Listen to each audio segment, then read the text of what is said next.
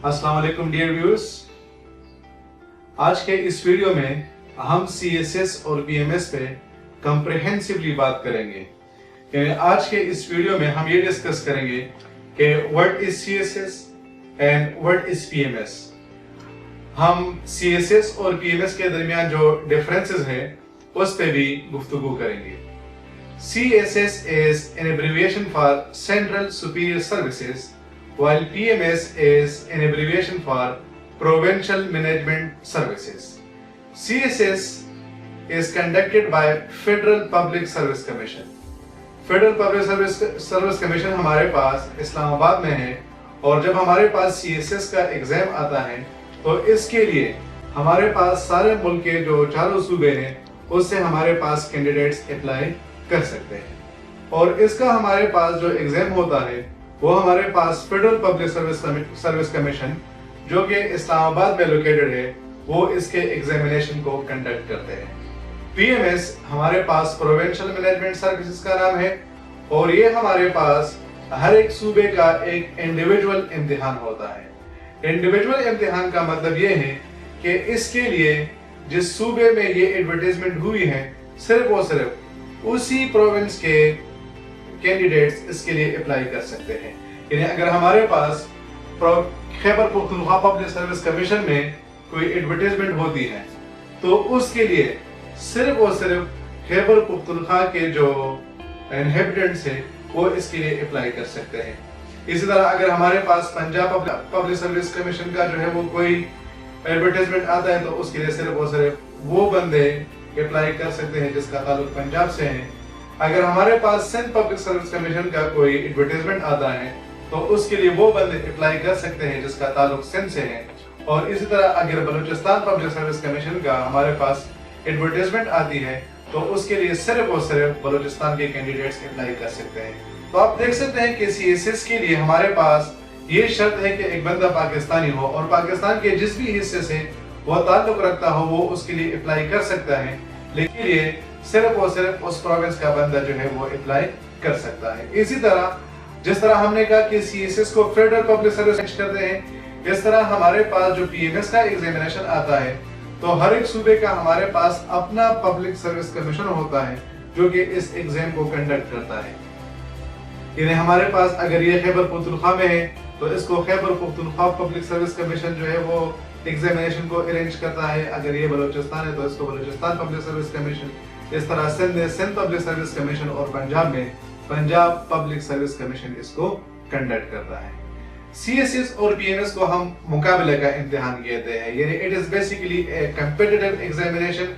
Competitive examination का मतलब ये कि इसमें आपके पास जितने भी कैंडिडेट्स हैं वो अप्लाई कर लेते हैं और फिर उनके दरमियान कंपटीशन होती है कि गवर्नमेंट ने जितने भी सीट्स एडवर्टाइज किए हैं वो उस पे क्या करते हैं, वो उस पे मुकाबला करते हैं। ये हमारे पास एक नॉन डिग्री अवार्डिंग एग्जाम है। नॉन डिग्री अवार्डिंग एग्जाम का मतलब ये है कि आप अगर फॉर एग्जांपल BA का एग्जाम देते हैं, आप अगर मास्टर्स का एग्जाम देते हैं या MS MPhil वगैरह का एग्जाम देते हैं तो एंड में आपको एक डिग्री प्रोवाइड की जाती है। जबकि हमारे पास CSS और PMS में ऐसी कोई बात नहीं होती है। एग्जाम हो जाता है, अगर आप क्वालिफाई कर लेते हैं तो आपको जॉब मिलता है, और अगर एक बंदा क्वालिफाई नहीं कर लेता है तो उसको किसी किस्म की डिग्री वगैरह नहीं मिलती है। जहां तक हमारे पास हम एलिजिबिलिटी की बात करते हैं तो एलिजिबिलिटी इसके लिए हमारे पास ये है कि इसके लिए हमारे पास मिनिमम क्वालिफिकेशन यानी कम से कम क्वालिफिकेशन 14 इयर्स ऑफ एजुकेशन है। अगर किसी बंदे ने BA किया है, किसी बंदे ने BSc किया है, BCom किया है, BS वगैरह किया है, या इस तरह किसी बंदे ने MBBS किया हुआ है या इंजीनियरिंग वगैरह की हुई है तो वो इसके लिए अप्लाई कर सकते हैं। डियर व्यूअर्स, ये बात याद रखें कि अक्सर औकात आप लोगों से सुनते हैं कि गवर्नमेंट ने ऐसी कोई पॉलिसी है कि जिसमें हमारे पास फॉर एग्जांपल डॉक्टर्स जो है वो CSS के लिए अप्लाई नहीं कर सकते, या इंजीनियर अप्लाई नहीं कर सकते, या जो है वो इस फील्ड के लिए ये कैंडिडेट्स अप्लाई कर सकते हैं और ये अप्लाई नहीं कर सकते। तो अभी तक ऐसा कोई रूल जो है वो गवर्नमेंट की तरफ से जो है वो इम्प्लीमेंटेड नहीं है। सिंपल रूल ये है कि हमारे पास अगर किसी बंदे ने 14 इयर्स की एजुकेशन हासिल की है तो वो CSS और PMS के लिए अप्लाई कर सकता है।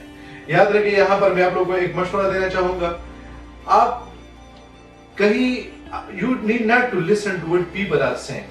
आपके पास हर एक डिपार्टमेंट का या हर एक इदारे का, ऑर्गेनाइजेशन का आपके पास एक ऑफिशियल वेबसाइट होता है। तो जब भी आप कोई बात सुने तो आप उसको कोशिश करें कि उस ऑफिशियल वेबसाइट से कंफर्म करें कि आया ये चीज वहां पर मौजूद है या नहीं है, क्योंकि हम ऐसे सोसाइटी में रह रहे कि जहां पर र्यूमर्स बहुत ज्यादा होते हैं।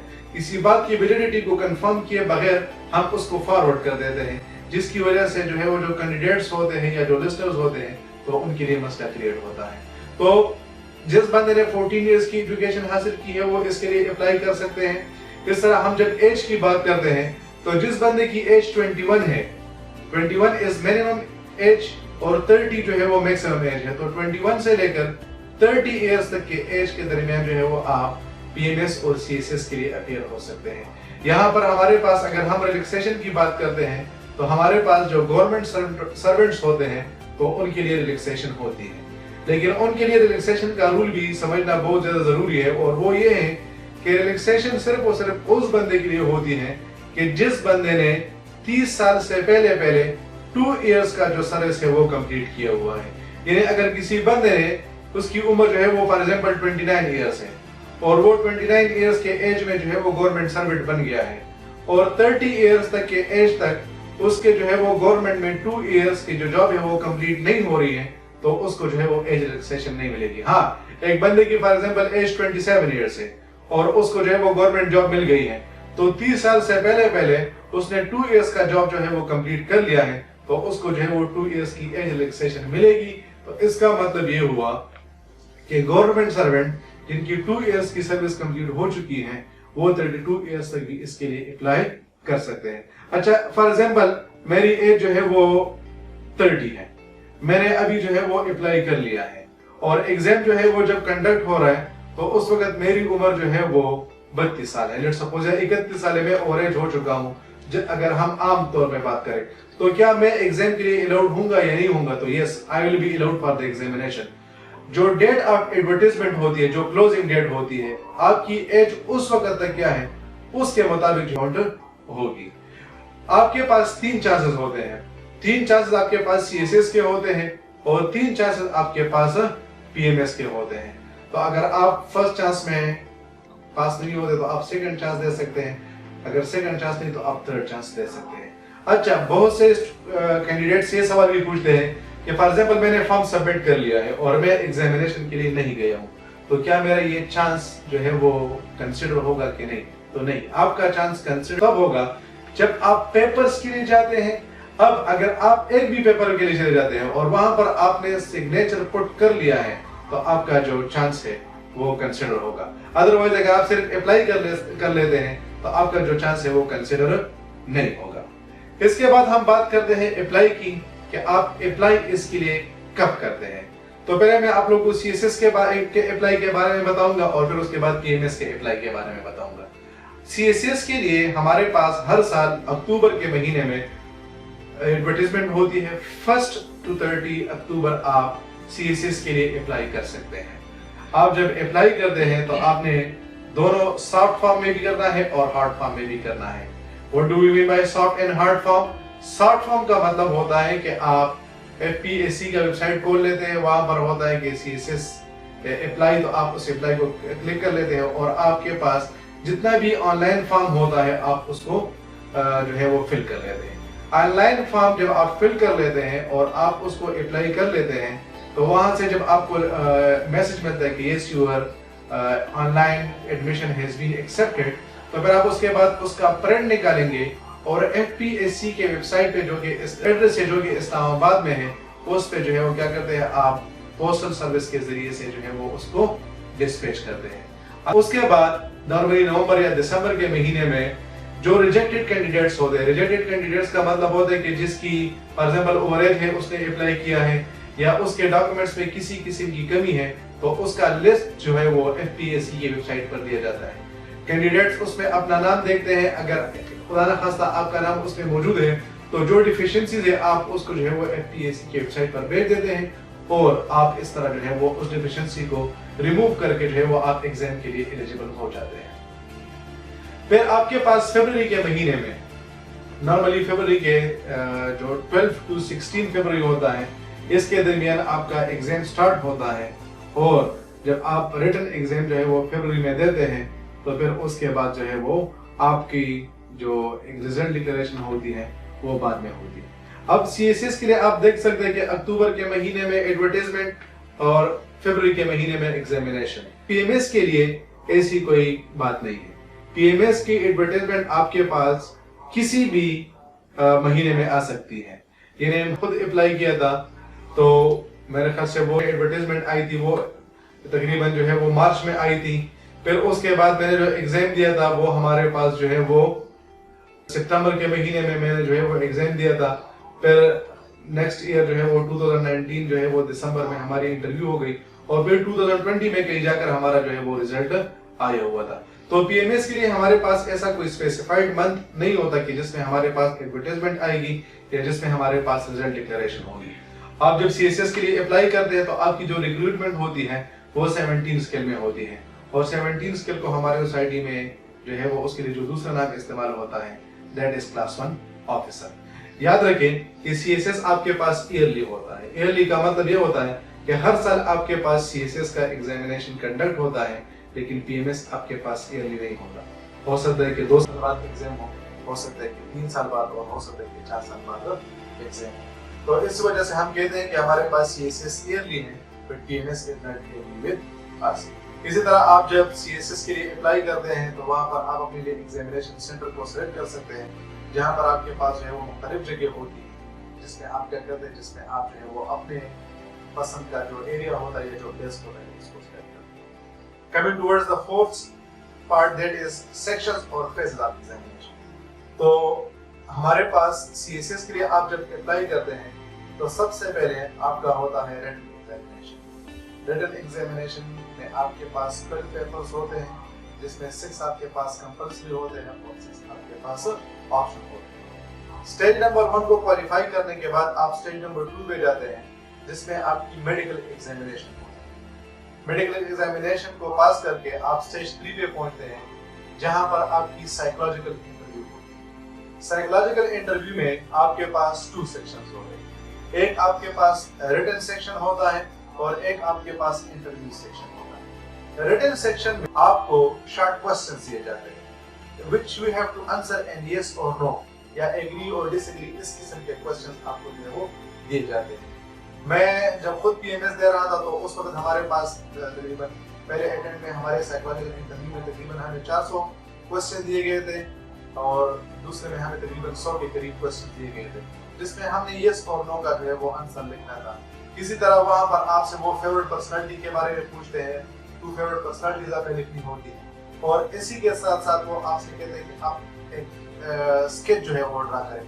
तो आप किसी चीज का भी जो है वो एक ह्यूमन बीइंग का जो है वो स्केच क्या करेंगे, ड्रा करेंगे। तो रिटन टेस्ट साइकोलॉजिकल रिटन के बाद उसका रिजल्ट नहीं होता। उसके बाद आप जो है वो इंटरव्यू के लिए चले जाते हैं, जहां पर पैनल में 2-3 जो है वो साइकोलॉजिस्ट बैठे होते हैं, जो कि आपसे आपके पर्सनालिटी असेसमेंट के बारे में जनरल क्वेश्चंस करते हैं। जैसे कि फॉर एग्जांपल आप कहते हैं कि what are your weaknesses, what are your strengths, आपको गुस्सा किस बात पे आता है, अगर आप पे बहुत ज्यादा जो है वो काम आ जाता है तो आप किस तरह उसको टैकल करते हैं। तो इस तरह जनरल जो क्वेश्चंस होते हैं वो आपसे किए जाते हैं। फिर जब आप इन साइकोलॉजिकल इंटरव्यू के बाद जो है वो आप रिकमेंड होते हैं फाइनल इंटरव्यू के लिए।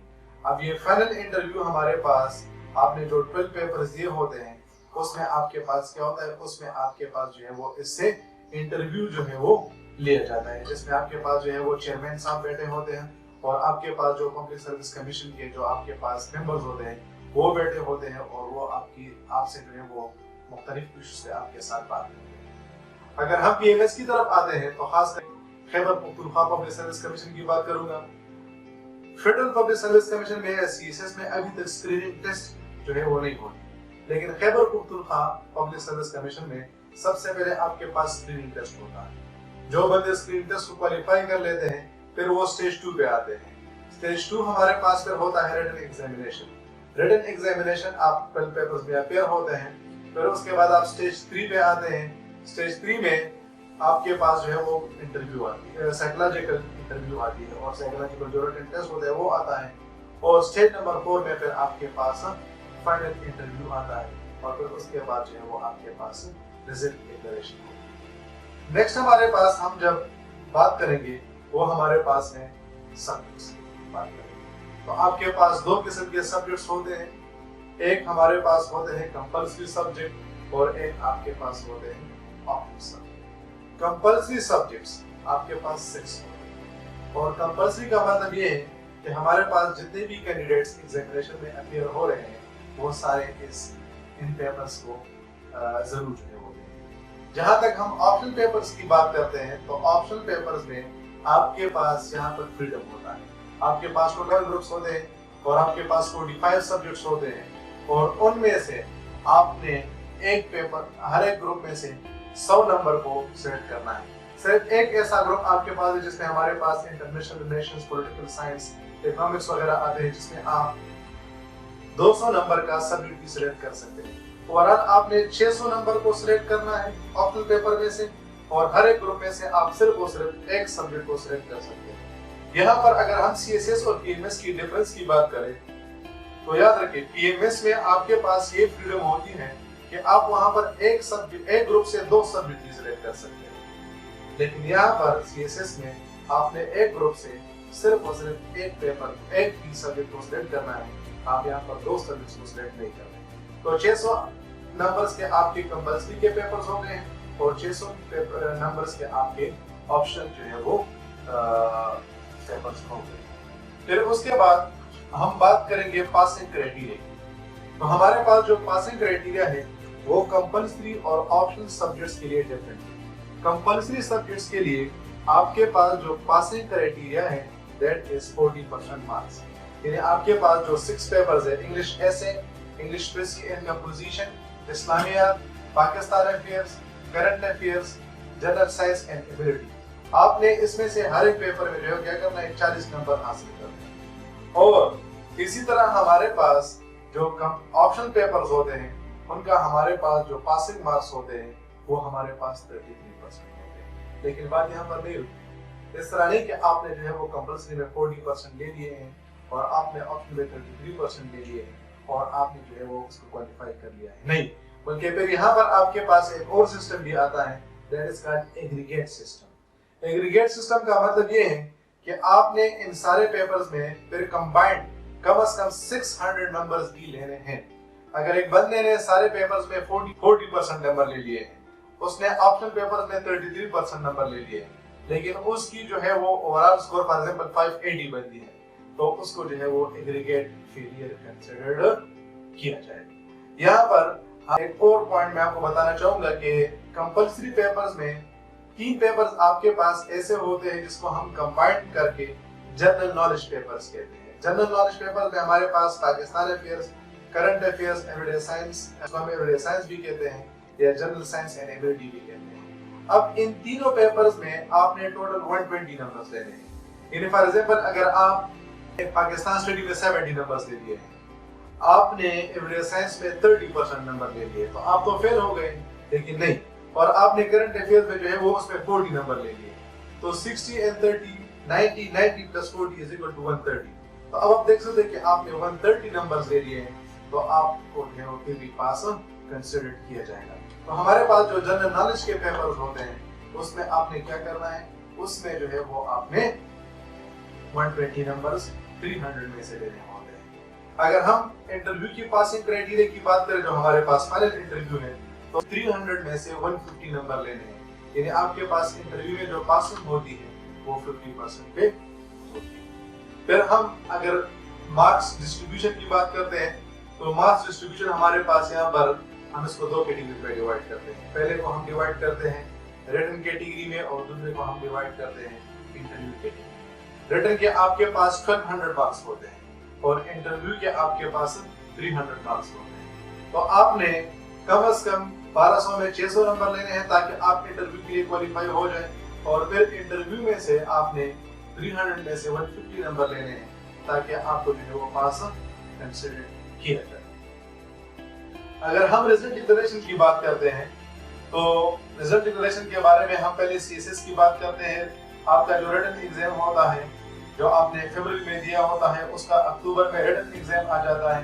اب جو بندے ریٹن ایگزام کو کوالیفائی کر لیتے ہیں تو وہ نیکسٹ اسٹیج کے لیے کوالیفائی کر لیتے ہیں. نیکسٹ اسٹیج میں اس کی جو میڈیکل ہوتی ہے وہ اس کی جو سائیکالوجیکل انٹرویو وغیرہ ہے اور جو فائنل انٹرویو ہے وہ اور اس کے بعد جو ہے وہ آپ کے پاس جو ہے وہ تقریباً نارملی اپریل میں یا جون کے مہینے میں جو ہے وہ سی ایس ایس کا فائنل رزلٹ جو ہے وہ ڈکلیئر کیا جاتا ہے. چونکہ ہمارے پاس پی ایم ایس کا کوئی اسپیسیفائڈ منتھ آف ایگزامینیشن یا کوئی اسپیسیفائڈ منتھ آف ایڈورٹائزمنٹ نہیں ہوتی اس وجہ سے ہم جو ہے وہ رزلٹ ڈکلیریشن اس کی جو ہے وہ کنفرم نہیں ہوتی کہ کب آپ کے پاس رزلٹ ڈکلیریشن ہوگی اور کب نہیں ہوگی. ڈیئر ویورز، ایک ضروری بات یہ بھی ہے کہ ایک بندے نے ریٹن ٹیسٹ کو بھی کوالیفائی کر لیا ہے اور اس نے انٹرویو کو بھی کوالیفائی کر لیا ہے، تو کیا یہ ضروری ہے کہ اس کی جو ہے وہ ریکروٹمنٹ ہوگی؟ تو نہیں. یہاں پر ذرا یہ امپورٹنٹ چیز ہے، جس بندے کی سلیکشن ہو جاتی ہے اس کو ہم کہتے ہیں کہ that person has been allocated, اور جس بندے کی سلیکشن نہیں ہوتی ہے ہم کہتے ہیں کہ this person has not been allocated. میں کوئی سمپل سی ایگزامپل دیتا ہوں. صحیح ہے، لیٹ سپوز ہمارے پاس 300 candidates have qualified written examination. Those 300 candidates have appeared for final interview. اب فائنل انٹرویو میں جو ہے وہ فرض پر ہمارے پاس 200 بندے پاس ہو گئے ہیں، لیکن ہمارے پاس جو فیڈرل پبلک سروس کمیشن ہے یا ہمارے پاس جو پروونشل پبلک سروس کمیشن ہے اس نے 50 سیٹس کو جو ہے وہ ایڈورٹائز کیا ہے کہ ہم صرف اور صرف 50 بندے کو لیں گے. تو اب ہمارے پاس وہ جو 200 میں سے وہ ٹاپ 50 جو ہمارے پاس آئیں گے we will say that those candidates have been allocated, اور باقی ہمارے پاس جو 150 بندے رہ گئے ہیں they have not been allocated. اب جب اس کی ایلوکیشن نہیں ہوتی ہے اس کا مطلب یہ ہے کہ اب وہ دوبارہ سے اس ایگزام کے لیے تیاری کریں گے، اس کو کسی قسم کی ایج وغیرہ نہیں ملے گی، بس that chance has been wasted now you may say. اور اب اس اسٹوڈنٹ نے اس کینڈیڈیٹ نے دوبارہ سے اس ایگزام کے لیے وہ تیاری کریں. نیکسٹ اسٹیج پہ ہم بات کرتے ہیں سلیبس کی. تو سلیبس آپ کے پاس جو ہے وہ ویب سائٹ پہ موجود بھی ہے اور ویسے ہم سلیبس پہ اور پیپرز پہ ڈیٹیل میں بات بھی کریں گے. ہم پہلے بات کرتے ہیں کہ 6 ہمارے پاس جو کمپلسری سبجیکٹس ہیں ہم اس کی بات کرتے ہیں. تو آپ کے پاس انگلش ایسے، اب انگلش ایسے میں نارملی آپ کو 9 to 10 ٹاپکس ملتے ہیں جس میں مختلف قسم کے ٹاپکس ہوتے ہیں. لٹریچر سے ریلیٹڈ ٹاپکس بھی ہوتے ہیں، سوشل ایشوز سے ریلیٹڈ ٹاپکس بھی ہوتے ہیں، پولیٹیکل ایشوز سے ریلیٹڈ ٹاپک بھی ہوتے ہیں، ریلیجن سے ریلیٹڈ ٹاپک بھی ہوتے ہیں. تو آپ نے ان میں سے ایک ٹاپک کو سلیکٹ کر کے اس پہ ایسے لکھنا ہے جس میں آپ نے 2500 سے لے کر 3000 تک الفاظ جو ہے وہ اس میں سے لکھنے ہیں. and you have got a time of 3 hours. پھر اس کے بعد سیکنڈ ہمارے پاس جو پیپر ہوتا ہے that is English Precis and Composition. English Precis and Composition میں آپ کے پاس 20 مارکس جو ہے وہ Precis کے ہوتے ہیں، 20% مارکس آپ کے پاس Comprehension کے ہوتے ہیں اور باقی ہمارے پاس جو 60 نمبر رہتے ہیں وہ ہمارے پاس ویکیبلری، گرامر اور ٹرانسلیشن وغیرہ کے ہوتے ہیں. پھر تھرڈ ہمارے پاس جو پیپر ہے دیٹ از اسلامیات. تو اسلامیات میں ہمارے پاس جو ہے وہ اسلام سے ریلیٹڈ جتنے بھی ایشوز ہوتے ہیں ان کے بارے میں کوسچنز کیے جاتے ہیں اور اس میں خصوصی طور پر ہمارے پاس جو اسلام کے کنٹمپریری ایشوز ہیں اس پہ جو ہے وہ بات تو اس پہ بھی آپ کے پاس کوسچنز ہوتے ہیں. پھر نیکسٹ ہمارے پاس ہے کرنٹ افیئرس. تو کرنٹ افیئرس میں ہمارے پاس دنیا کے آج کل کی جو موجودہ حالات ہے اس پہ بات ہوتی ہے، لیکن اس کا مطلب یہ نہیں کہ فار ایگزامپل ایک یو ایس کے کسی اسٹیٹ میں کوئی کام ہو رہا ہے اور آپ کو جو ہے وہ اس پہ کوسچن ملے گا، نہیں، بلکہ کرنٹ افیئرس کے وہ کوسچنز آپ کے پاس آئیں گے کہ ایسے انسیڈنٹس جس کا پاکستان کے ساتھ ڈائریکٹلی یا انڈائریکٹلی جو ہے وہ تعلق. پھر نیکسٹ آپ کے پاس ہے پاکستان افیئرس. تو ڈیفینیٹلی پاکستان افیئرس 1947 سے پہلے والا ایک سیکشن ہوگا اور اس کے بعد 1947 والا جو دوسرا سیکشن، اس کے بعد جو ہے وہ آپ کے پاس جو ہے وہ دوسرا سیکشن ہوگا. ویسے آج کل اگر آپ 2017 کے بعد کے ٹرینڈ کو دیکھتے ہیں تو نارملی آپ کے پاس جو ہے وہ یہ پاکستان افیئرز میں بھی جو ماڈرن جو ہمارے ایشوز ہیں یعنی اس پہ جو ہے وہ بہت زیادہ کوسچنز آ رہے ہیں. اور پھر نیکسٹ آپ کے پاس جو پیپر ہوتا ہے وہ آپ کے پاس ہوتا ہے جنرل سائنس اینڈ ایبیلٹی. تو جنرل سائنس اینڈ ایبیلٹی کے ہمارے پاس 2 سیکشنز ہوتے ہیں. 60% جو ہمارے پاس مارکس ہوتے ہیں وہ ایوریج سائنس کے ہوتے ہیں جس میں آپ کے پاس biology, chemistry, physics, computer science وغیرہ کے جو کوسچنز آتے ہیں آسان سے جو کہ ہمارے سوسائٹی کے ساتھ ڈیلی روٹین میں ہم دیکھتے ہیں ان کے بارے میں کوسچنز ہوتے ہیں. اور 40% آپ پاس میتھس اور انالیٹیکل سیکشن کے ہوتے ہیں. تو یہ تو آپ کے پاس بن گئے ہیں 6 کمپلسری سبجیکٹ اور اس کی جو سلیبس ہے. پھر آپ کے پاس جو 6 آپشنل سبجیکٹ ہیں تو آپ اپنے مرضی کا سلیکٹ کر لیتے ہیں. آپ ویب سائٹ پہ چلے جاتے ہیں، اس کا کورس کنٹینٹس پڑھ لیتے ہیں اور اس میں سے جو ہے وہ کیا کر لیتے ہیں اس میں سے اپنے مرضی کا جو سبجیکٹ ہوتا ہے اس کو سلیکٹ کر لیتے ہیں.